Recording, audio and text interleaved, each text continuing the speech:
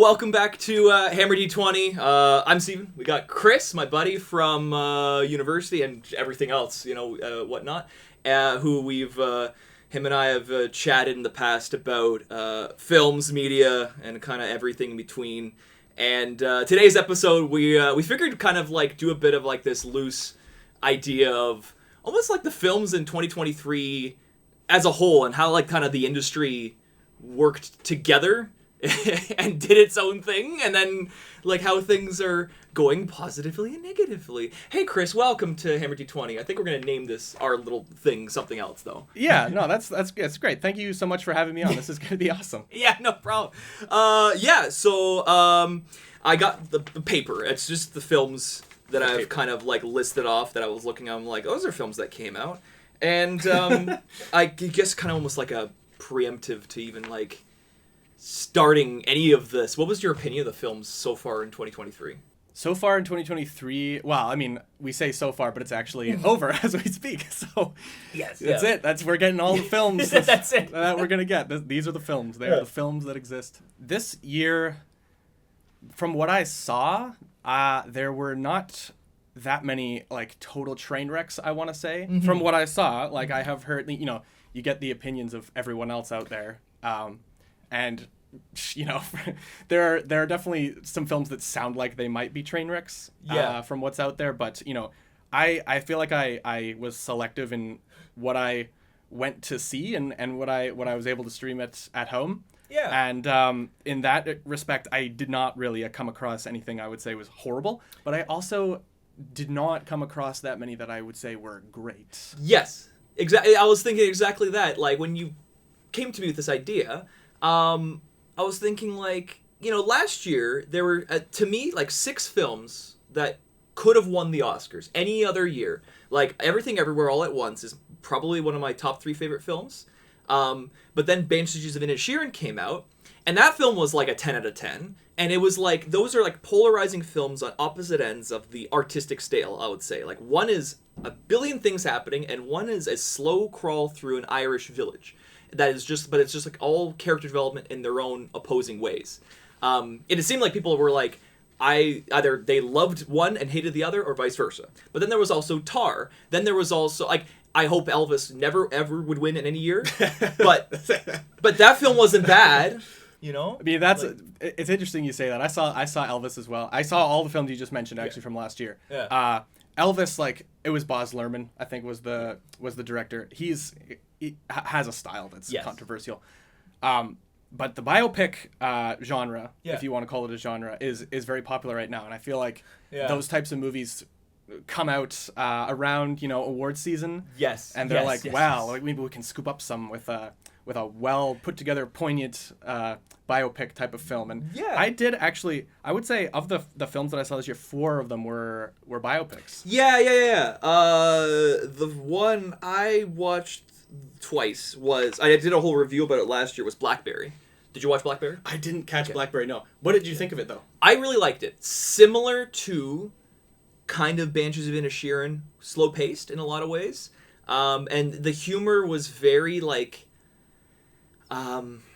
dry is one way to put it in a lot of ways. It's like they're not even saying anything. Nothing really, there's no jokes really. But the film just like is just unusual. They got I was going to say Sacha Baron Cohen. They had Jay Baruchel as the co-founder of Research in Motion, right? But he's just like this awkward, nerdy guy because in real life he looks like an awkward, nerdy guy. They cast him perfectly for that. And the co-owner guy was the director, which I'm going to put the audio clip right now of his name, which is Matt Johnson. Okay, good. Thanks, editor Stevie. I was going to say Chad Johnson. I think it's something Johnson. And he's done local film. He's like a Toronto guy. And not only so he was great. He's kind of another fun guy because he's also kind of like that like that Trekkie kind of nerd guy. That's like that wants to have fun. Basically started the company with them to kind of have fun and make something fun, to which then the company becomes bigger than that, and then he gets lost in the mix. Whereas then Jim Balsley, where Glenn Howerton, is like the like aggressive, cutthroat business guy. 6 to 1. I'd say that film was really good, but it wasn't like, I'd say that's an 8 out of 10 film. That's one of those that I'm like, this is good. I don't think it's gonna win an Oscar, like, right? So Like, yeah, it's interesting though. It's interesting, like, so whether it wins an Oscar, I guess you can never really tell. But Yeah. in terms of how they've put it together, like as a biopic film, would you say that it's one that sort of encompasses a broad range of events within the BlackBerry company, or was it more focused? It did the whole company, Okay. from the beginning in their backyards to basically bankruptcy, give or take. Okay, and it managed to do it well, in Yeah. your opinion. Okay, I would because think so. there's some that don't, and when they try to take on like the whole scope of things, and I'm gonna point to Napoleon. Yes, I'm gonna point to Napoleon here because that is, that is one that I did see, so I can comment as well. But Yeah. even before having seen it, the general opinion was that was coming out at the time, because I saw it more or less when it first came out, was this film is all over the place. This film is trying to encompass like Napoleon's entire military career, basically, which is massive, and Yes. it just doesn't like. You could maybe do like a mini series, or even like an episodic multi-season TV series on all of Napoleon's war campaigns and life, and like, I mean, becoming an emperor, all that stuff. Like, it's just so. Anyway, the film itself, nearly 3 hours, I believe, and it's just kind of okay. You don't focus on anything. There's no focusing. It's so fast paced. Sir Ridley Scott, and his last film was the Last Duel. Oh, Last Duel was 2021, and I really liked that one. Oh, and okay. it interestingly was more focused. It's like everything hinges around one event and the characters and how they react to that one event. Then it was interesting to compare that to Napoleon, and then start to think, okay, maybe it needs to be more of a focus instead of all over the place with this type of movie. It's it's interesting how that can come out and sort of kind of shape itself in a narrative perspective. I've heard that film has a lot of unusual things, like the whole scene that I've heard, middle scene, I'm assuming this ain't a spoiler, where he like takes a bunch of cannons and destroys parts of the pyramids of Giza. Did he do that knowing it didn't happen, but makes us all believe, yeah, Napoleon would do that, because that's kind of what he did? Yeah, yes, it did that well. Like, it gave you a sense of like the epic nature of what Napoleon was able to accomplish. Like, even if it's fiction and like firing cannons at the pyramids of Giza and like all of the sort of like controversial stuff around there, like, would that even be physically possible to fire a cannon that high? Like, all that aside, like, the way that it's presented is quite effective in an epic sort of stuff. And like, Sir Ridley Scott is great at that. He's putting something to the screen and giving you the visuals and the soundscape. He's great at that, so there's no problem there. And it's probably a bit too late for this, but I would recommend seeing it on the big screen if somehow there's an opportunity to. And as you're mentioning about biopics, obviously there's the whole like kind of the one film thing that happened that everyone talks about, which was Barbenheimer. And social media loved that whole thing of like, oh, here's one film that's about a guy who is the Deatherino or whatever you want to call it. And then the one's about the guy who made the nuclear bomb. It's a bad joke, whatever. So what did you think of Oppenheimer and or Barbie? Well, yeah, it's a good segue, I guess, right? It's because Oppenheimer is another one of the biopics. That's the one I saw this year. I actually did do the internet sensation of Barbenheimer. I went on the internet and was like, oh, that is a thing I must do, and I did it. So I went to the cinema. I think the typical approach to that was to watch Oppenheimer first and then kind of like detox and get less depressed by watching Barbie. Yes. So it was interesting. I think that's actually the first time I've ever done a double feature. Huh.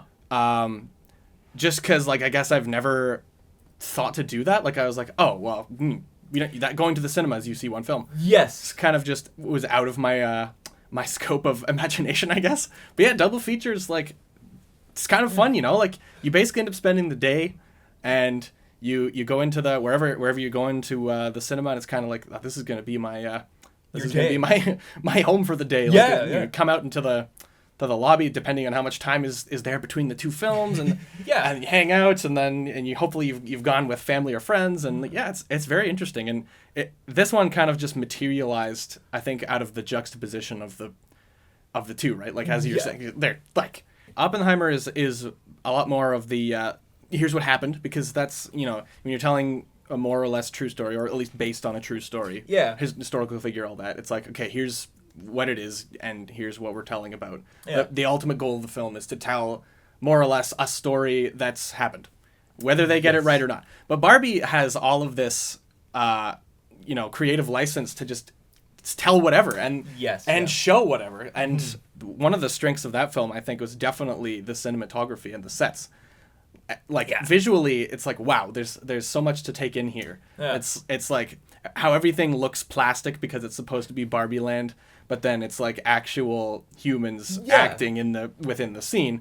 It's very zany and ridiculous in the way that it crafts the scenes like that, which is like that just gets me, that kind of comedy. It totally hits my funny bone. So it's like I had a lot of fun in that respect with Barbie. It was like, it was a good time. Probably should at least mention at least one time. We're gonna take a short break, and we'll see you after these. I'll cut that.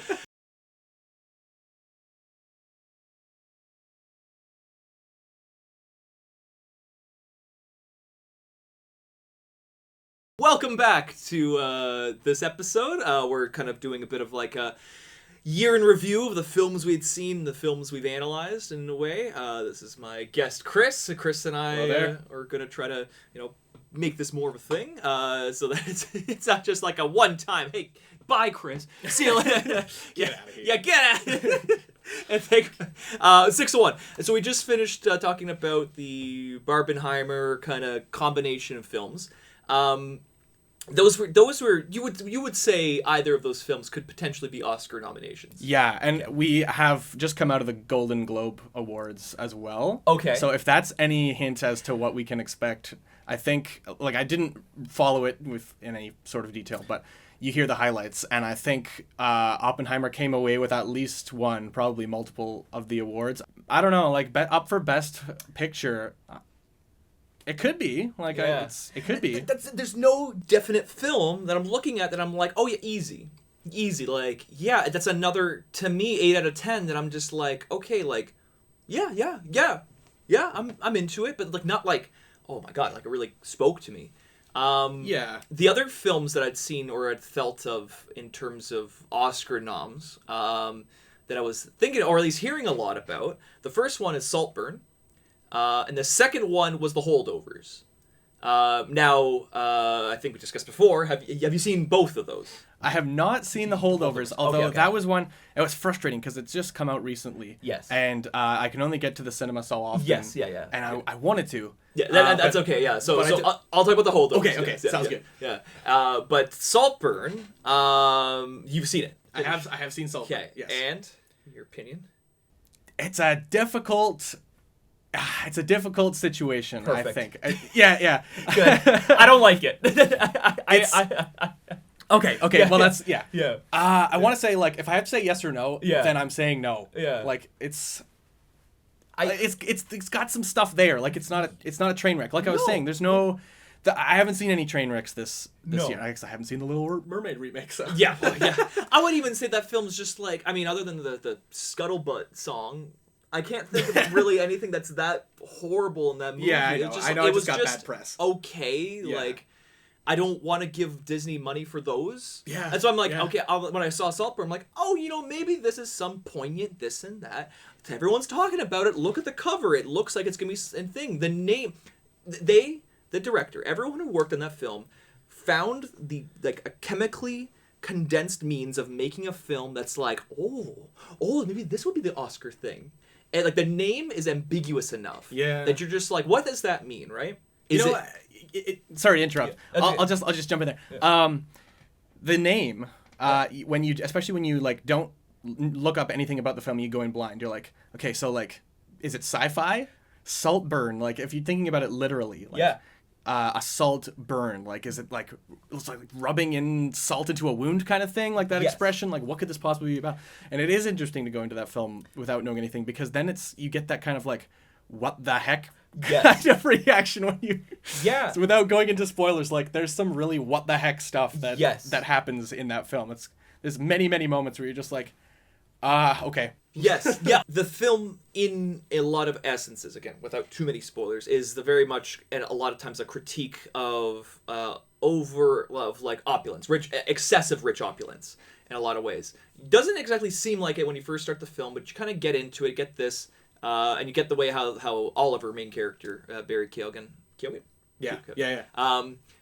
talks with Felix and this and that, get that idea, and then they go to the Saltburn Mansion, and you get the real idea of how opulent his life is. And there's the reveal, by the way. If you didn't know, the mansion is called Saltburn. It's the typical English naming of the manor kind of thing. But I was thinking when I heard the name, like, is it that, like, you know, the idea of when you have a burn wound, you apply salt to it. So, like, is it disinfectant, now, yeah. right? Is it like is it almost like a criticism of a disinfectant? Is like, oh, you burn yourself with salt, which should be healing you. Or I thought, oh, maybe it's like some kind of like rich person excessive item that like tastes disgusting. But like people are like, oh, I'd love the Saltburn steak, you know, and it's made. They get chisel a block of salt, they burn it so that you cook the steak on that block of salt, and it tastes disgusting because it's just covered in salt. But you're like, only rich people can afford it because who can afford a giant block of salt, right? Yeah. It's just about showing off. It's like one of those things where you're like, well, culturally, I'm supposed to like this. Yes. Everyone actually hates it in secret, but they eat it because it's like, well, it's culturally, you know, it's expected. Oh, you can't afford a Saltburn steak? It's $500, right? And you're just like, oh yeah, right? Like, and then all these things, and then it's just, oh, it's the name of the mansion. And you're like, okay, well. Like, I knew what you were doing. I knew what you were doing, director. I was following you on this one. And there are some scenes, yeah, like, again, no spoilers on this one. Definitely watch it. The thing is, I recommend watching it, as much as I dislike it, because then you can gather your own opinion about it. Because I've heard very polarizing opinions about it. People are like, I love that film. And I'm like, oh, blah, blah, blah. And everyone always keys in on the scenes. There are scenes in this film that are like the scenes that you're like, well, I'll remember that for the rest of my life. Yeah. And my opinion of those scenes is that they were trying for this Oscar idea of like, oh my God, that's so profound to have those scenes in the film. That's quite artistic, and I think it's a little transparent in my mind. Like, is it profound, though? Exactly. That's what I'm thinking. I'm thinking like, what does this have to do with the rest of this plot and the rest of the atmosphere that this film is going for? And that's A. B. Is it actually that profound? Like when you get right down to it and you deconstruct the scene, it's like, so what happened here is just this. It's pretty surface level. Like even when you think like, okay, what does it mean in a deeper context or like metaphorically what is going on here? It's mostly nothing. Yeah. I've got nothing anyway. Like maybe you guys, if you watch it, have different takes on that. But oh sure. Yeah. And I don't know. Some people were just like that last scene, oh, it's got this, it's got that. I'm like I think it's just what the scene is. I get the idea of deconstructing that scene in a lot of ways. I'm just like, okay, well, wow, what a deconstruction. I'm done. I'm done talking about it. It's fine. Yeah, the next thing I'm gonna say is a massive spoiler. Yeah, we don't need to get into that. But I do want to say like, there's some stuff in the movie that I just found that straight up doesn't make any sense. Mm-hmm. That's one more thing that I would just say about it. And without if we go too far into that, we'll get into spoiler territory. So we'll stop. But polarizing, strange. I would say, like, honestly, I'd probably give it a 5 or 6 out of 10. Yes. I'd say it gets visually. It gets some bonuses. Yeah. The story is just like it was very nice looking. Good on it. They filmed it well. But it's also you just giving credit to like the settings. Like the first third of the movie you're at Oxford University. Like how can it's a beautiful campus. Like daylight. How can you possibly like you just film some stuff. Like I've been to Oxford. Yeah. I've taken some photos. They look amazing even though I'm no like pro photographer by any means. You just it's what's the subject matter in front of my camera. Yeah. So fine, it's visually appealing. Yeah, because they filmed at the right point. Okay. Good point. Good point. There we go. Okay. We're kind of frustrated. Well, because the other film the Holdovers, right? Mm-hmm. I brought up Dream Scenario, and Yeah, the yeah. more before, right? So Dream Scenario, it's the more recent Nicolas Cage film that came out, and it's okay. I did a review on it last episode, so I think it's okay. But another one of these like something or other. Have you watched it? I didn't get to that one. No. Okay, that's okay. I'm not going to say too much about it. Okay. And the reason I'm bringing it up is because that film is not a Nicolas Cage film. There's a lot of things, when you think of a Nicolas Cage film, you think of, like, Face Off. You think of even Unbearable Weight of Massive Talent. All the scenes that Nicolas Cage is famous for is his new-age kabuki, however he decides his naming of his acting, his excessiveness that he does. There's none of that in this film, and it's mind-melting that a film that has to do with dreams and excessive creativity can happen in dreams. Nicolas Cage is not being crazy. I feel like that film was supposed to have Paul Giamatti as the main character. Right? Who, I'm predicting, was busy with The Holdovers. Right. Which The Holdovers, to me, is probably one of the only films this year that might be a 9 out of 10. Oh, interesting. Interesting. It's hard. I will probably give it an 8. So the film's set in the 70s.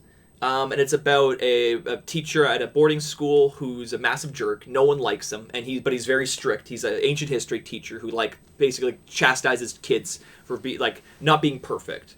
And then Christmas holiday happens, and some kids can't live at the school anymore. They go home, but the kids that can't go home stay over, and they're called the holdovers. And one teacher always takes care of them, and this year he got the thing. But this guy, Paul Giamatti, is he's like 70. He's got seniority, let's say, but because he's such like a neurotic jerk, you kind of get the feeling that he's kind of getting bullied because of this. And then it's a slow boil between him and one of the kids who's kind of like ribs him, kind of gets to his bone.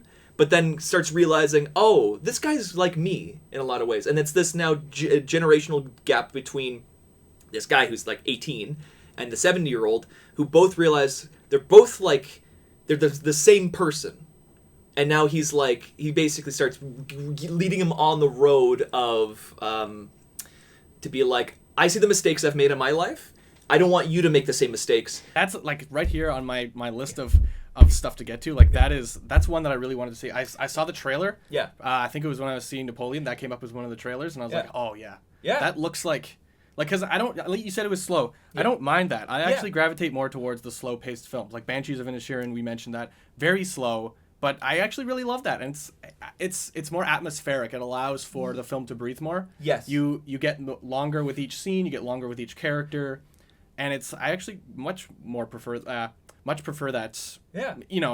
It's case by case. Something that goes, and that it feels very much like seen this a lot online with people talking about the holdovers, and I completely agree. It feels like a film filmed in the 90s, like something like Good Will Hunting. It is very similar to Good Will Hunting.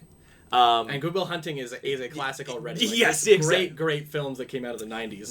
With two characters and like a school of sorts who kind of like one's trying to motivate the other one, and one of them, like the kid's kind of a bit of a rambunctious youth. Yeah. But this film, because it's very based on Christmas, it's a great Christmas film. I would say it's a Christmas film in a lot of ways. And they did release it at the right time for that. So. Yeah. So that's a high recommendation. So for the positives. So I guess I talked about positive stuff, like these films that were like pretty good, pretty whatever we're feeling about. Before we kind of close off, there's something else you want to discuss before? I know it's an awkward segue to that. A couple. There's a couple of interesting points that I wanted to bring up. One is the rise of the video game adaptation content. Yes. It's interesting, speaking of positive and negative, good and bad, I feel like traditionally video game adaptation films or TV or whatever were seen as pretty low quality. Yeah. And people tended to avoid them for the most part. Like, unless you were a fan of the game, you're like, well, I'm not going to watch that. But then this year we had the Super Mario Bros. Movie. Yes. That was a big one. Before Barbie and Oppenheimer came out, I think that was leading with highest grossing film of the year. Yes, and it's just an animated movie from one of the I would say like lower tier animation studio. Like it's Illumination, right? Illumination, yeah. So you know, it came out and it's just like an animated film with like traditional 3D animation about Super Mario, and you know, spoilers aside, not much happens. Like the plot is pretty basic. It's super basic. Just kind of like a fun time, like the Super Mario Bros. Do their thing, and go to the Mushroom Kingdom, and Princess Peach is there. So, you know, on paper it doesn't look like much of anything, but then it kind of blew up. Like people loved it. Like I think that probably is more of a show of just how thirsty people are for something okay. Like trajectory of the film industry as a whole, and like the big pop culture phenomenon, I think, is shifting away from the superheroes, which it's been for probably around 15 years at this point. Yes. Yeah. And people are probably, I think it's safe to say, a little tired of that. Absolutely. Wondering whether video game adaptation content might be the next one. Like, I mean, we have Last of Us. We had Gran Turismo as well this year. That's another video game adaptation, technically. Yes. So. In terms of films that could have been even better and is a video game adaptation, the Five Nights at Freddy's movie. Like, everyone knew when it was going to come out, it wasn't going to be good. But then they went ahead and made it all about the lore and like all the stupid kids who are the ghosts of the machines. I don't care about spoiling this. If you got spoiled, I'm kind of not sorry. But that still made a ton of money, and that kind of is a signifier exactly of that. Of like, maybe that's it. Video game movies will now be the next thing, and I'm for it now. I was for it when the Avengers came out. I was like, hell yeah, I'm all for it. Okay, so I didn't see any Marvel films this year. I know Spider-Man in Across the Spider-Verse is supposed to be quite good, but I still didn't see it. That one, you know, I might pick that up. It might be approachable. But ones like the Marvels and whatever else, else came out? Yeah, Blue Beetle. Like, as I understand it, like if you exactly, there's that, but there's also like the reason for that is probably because like you have to go and consume all the previous content, which doesn't just include previous movies. It includes like TV shows on Disney Plus, like so you gotta pay for a subscription. You've got to watch all this extended content, which is like that's not even films. That's like hours long TV shows, like sometimes with multiple seasons, just to understand like what is happening in this one film. And at that point, can people like do they have time for that? Do they have interest for that? Yeah. Or are they just gonna say like, you know what, I'm gonna tap out of this one? Well, even just someone like they're now trying to latch onto different characters, and I think that they thought they caught lightning in the bottle with Guardians of the Galaxy, and that film came out at the right time, at the right feeling of like this D tier group of characters no one cares about, that you know they can do anything with them because their story is inconsequential. And now the Blue Beetle comes out, and they're just like, someone go ahead and argue about how great Blue Beetle is. That's okay. But most people don't know who Blue Beetle is. And making a whole superhero film about that feels like them being like, oh, we're gonna basically make our own Guardians of the Galaxy-esque thing, except it's gonna be with this guy. So thanks, Chris, for coming on. Of hopefully it's not going to be such a thing of like my ownership of like it's Hammer D20, and we'll try to make it more like a welcome to film boys, or I don't know, something better than that. Hopefully, just name workshop on. Name word idea. Film boys. I'm trying to look for an alliteration. I can't even think of one. 601. Thanks so much for watching this episode of Hammer D20. Hopefully, we'll be seeing you sooner than later, and you have a good time at the movie theaters. Bye. Bye.